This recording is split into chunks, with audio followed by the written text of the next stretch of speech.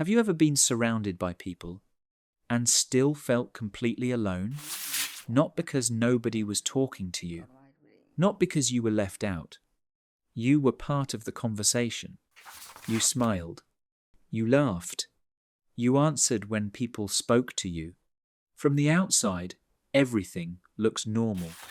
But inside, something didn't feel connected.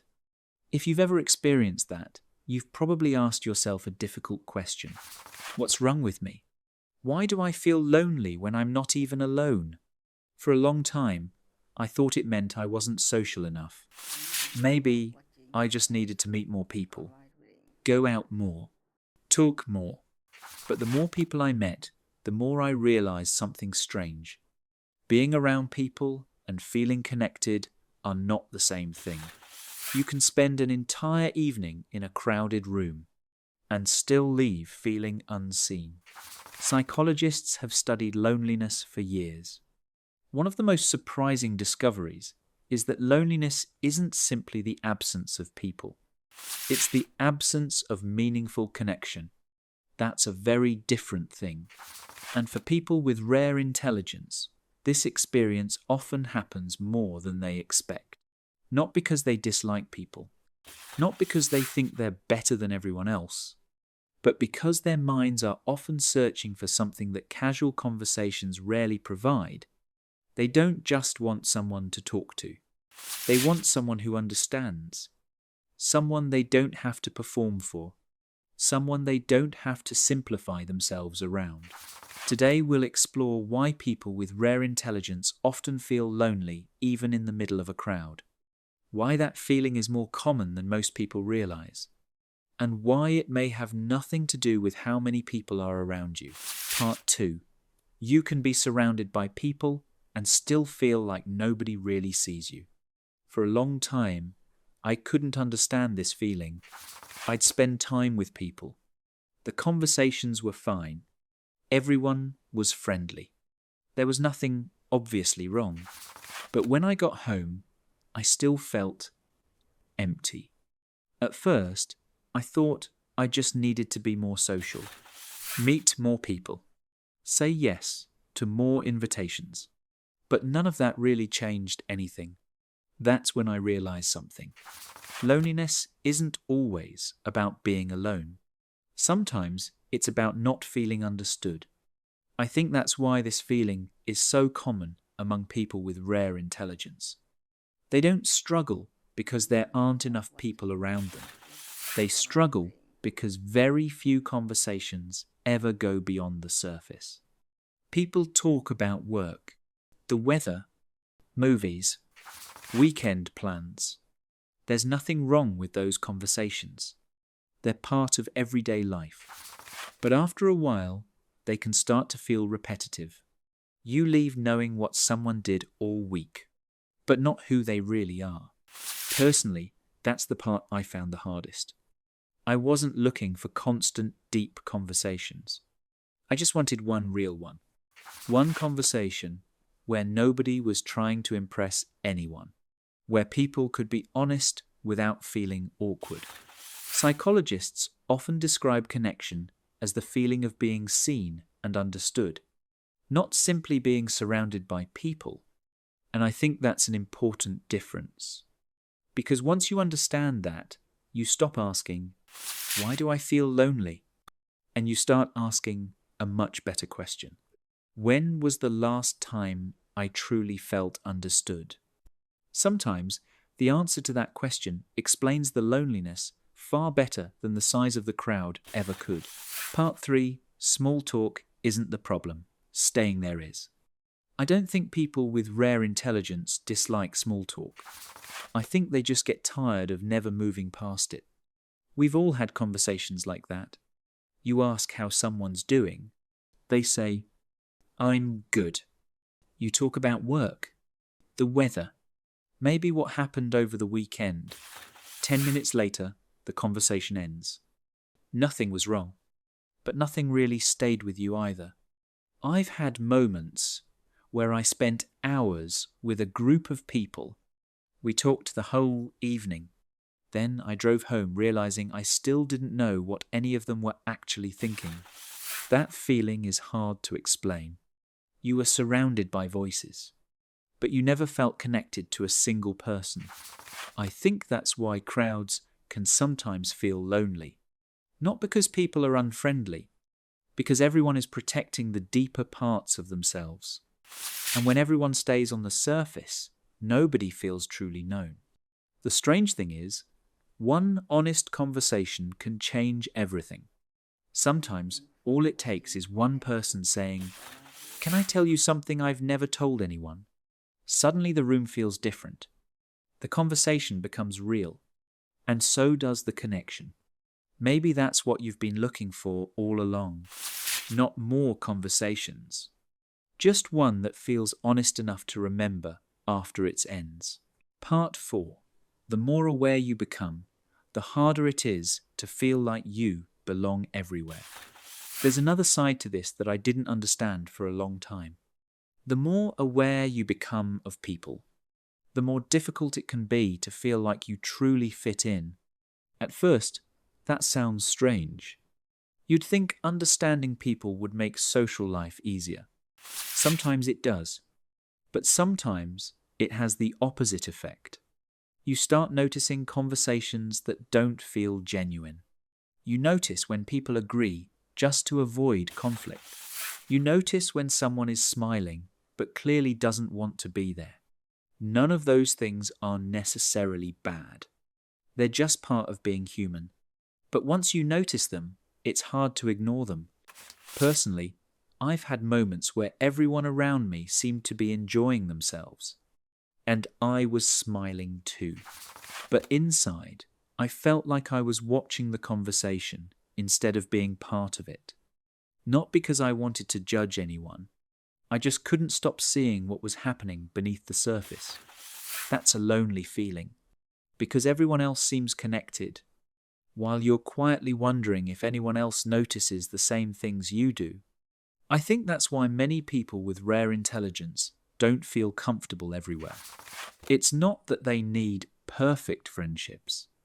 They simply need honest ones. They'd rather have one conversation that feels real than spend an entire evening pretending to feel connected. And maybe that's why loneliness in a crowd feels so confusing. You're not missing people. You're missing authenticity. Part 5. The loneliest feeling isn't being alone. It's feeling like you can't be yourself. I think this is where loneliness becomes the hardest. It's not when you're by yourself. Sometimes being alone feels peaceful.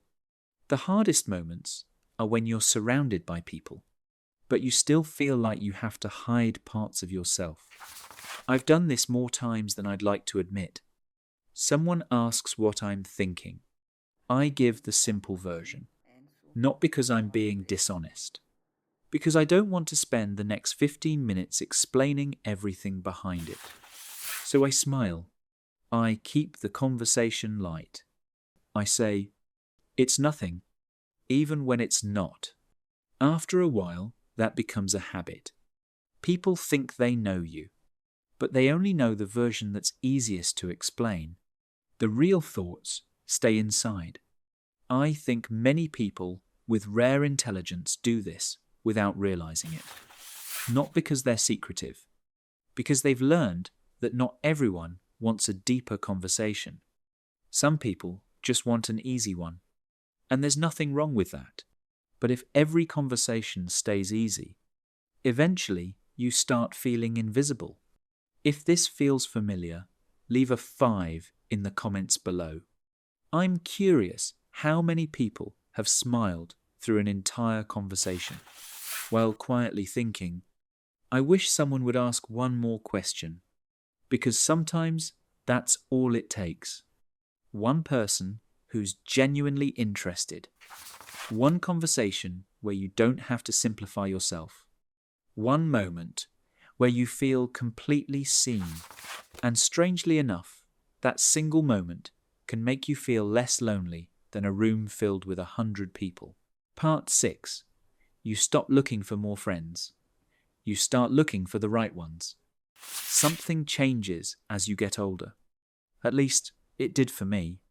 There was a time when I thought having more friends would solve the feeling of loneliness. So I met new people, joined more groups, talked to more strangers.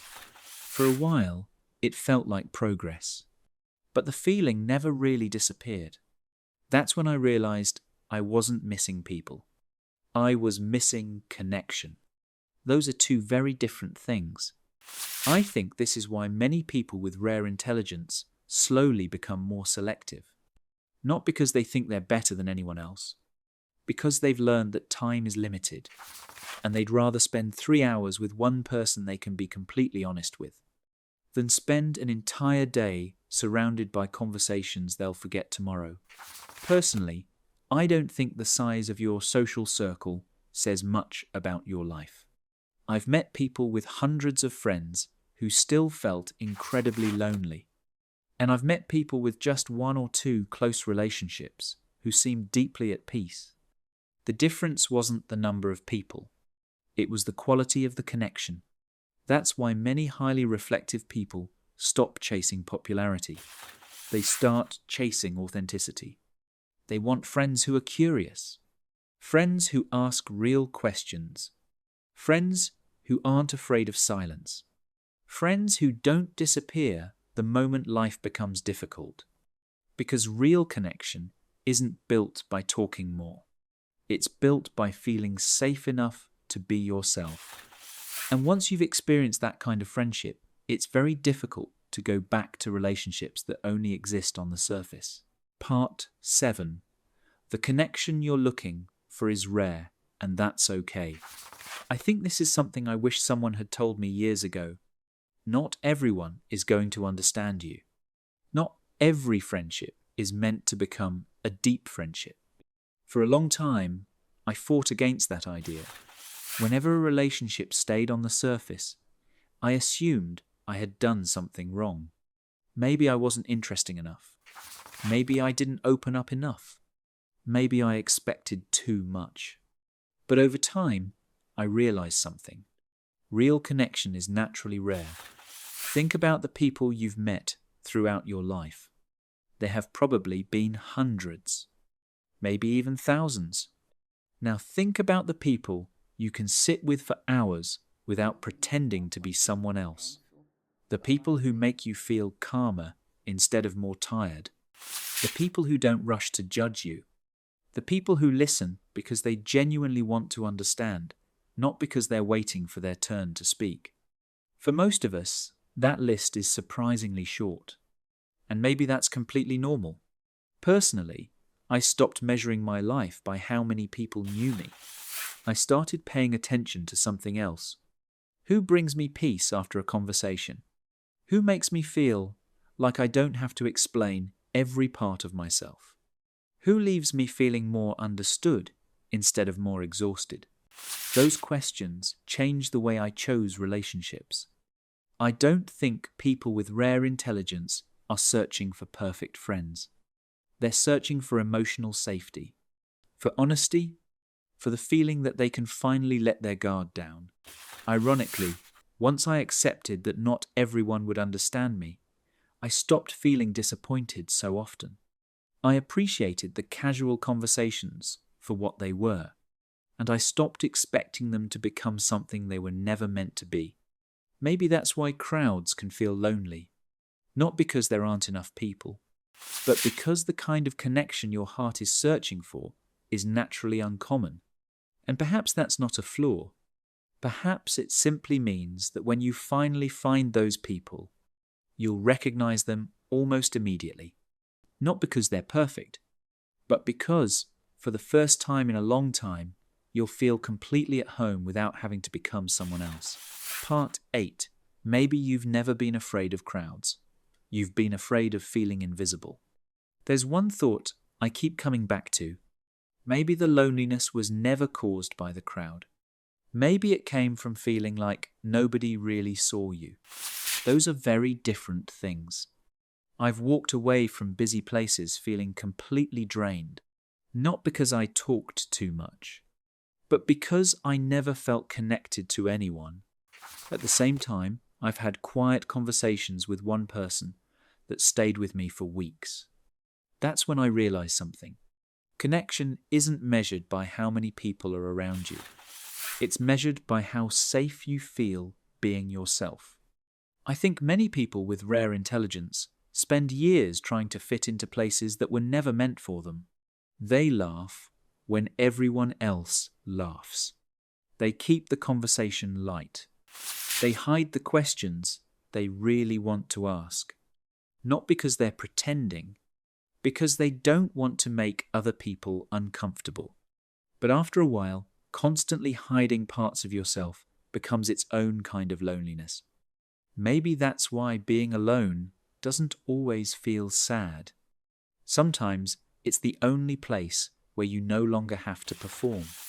And maybe the answer isn't finding bigger crowds.